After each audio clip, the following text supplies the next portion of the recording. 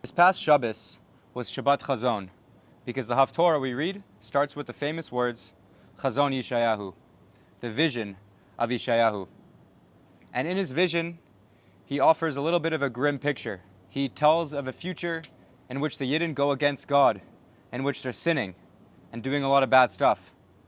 But despite all their transgressions, they are shown a vision of hope. He says there will be a Beis Hamikdash on Hashem's mountain, and all the nations of the world will flow to it in prayer. And nation will no longer lift up sword against nation, velo yilmadu od milchama, and war will never be learned again. But this vision, in my opinion, is a bit confusing. Rabbi Levi Yitzchak of Barditchev offers a mashal to help explain it.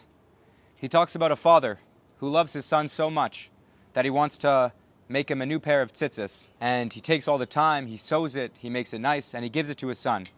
But the second he gives the tzitzis to the son, his son rips it up and throws it back in his face. Undeterred, the father tries again. He makes nice tzitzis, gives it to his son, but he does the same thing. He rips it up and throws it right back in his father's face.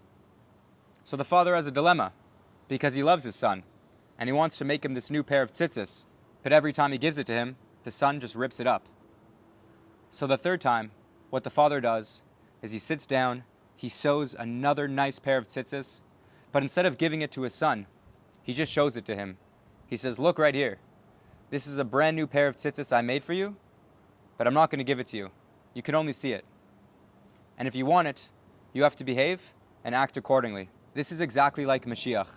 We've been shown a vision, but in order for him to come, it's in our hands, and we need to do what's needed of us. To further understand this idea of vision, let's go back in history and see a time where vision was obscured, a time where there was complete darkness. During the 9th Makkah of Choshech, the Chumash says, Velo ra'u ish et achiv. Nobody could see one another. But we know the word achiv doesn't just mean one another. It means your brother. So what is the greatest darkness? The inability to see your own brother. Just a year ago, we faced such darkness. Israel was deeply divided, torn by strife. Everywhere you looked, there were signs of discord against the government, against Netanyahu, against the Rabbanut, against one another. We were so engulfed in darkness that we couldn't see our own brothers. And our enemies, sensing our vulnerability, struck. But out of the depths of this calamity, the darkness began to lift. Clarity emerged. Bring them home, and B'yachad Nenatzeach became our rallying cry. Hundreds and thousands of Israelis left behind their regular lives to go serve on the front lines and fight in Gaza.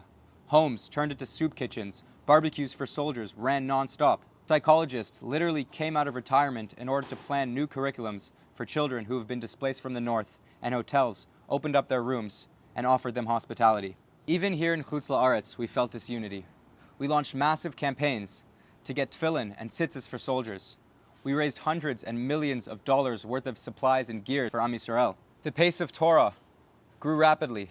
Learning, mitzvos, sfarim, weddings, simchas. Our swift and powerful recovery is a testament to the strength of our nation. With one state the size of New Jersey and a global population that's less than 1% of everyone in the world. Yidden. This is the chazon that Yeshayahu was talking about. Torah, mitzvot, chesed. That is Mashiach, and he is here. It's time to open your eyes.